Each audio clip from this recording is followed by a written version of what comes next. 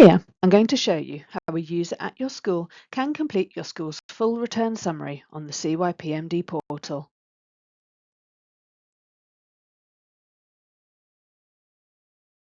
Main page where you can see your list of pupil amendment requests, click Continue.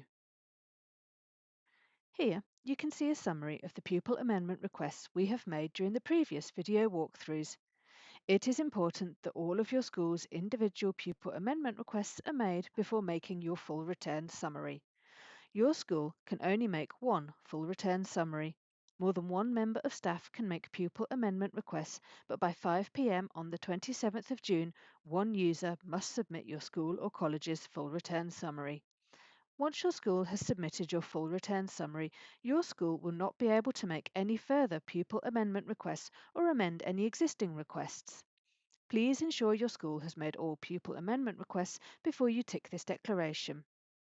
Tick the radio button next to the declaration and click Continue.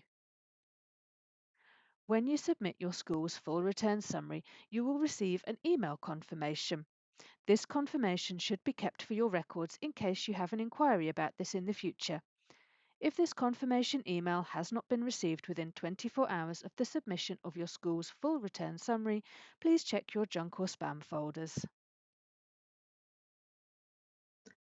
If the email confirmation is not there, please double-check you've submitted your full return summary on the portal. If your school's full return summary has been submitted, you should see the following wording on the portal.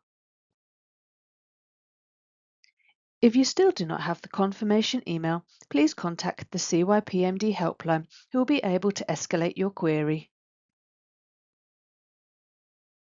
It is important to remember, if your school's full return summary is not submitted, your individual pupil amendment requests will not be visible and therefore cannot be considered. You have now submitted your school's full return summary and completed the checking exercise. If you wish, you can download a PDF of your school's full return summary here. Thank you for watching.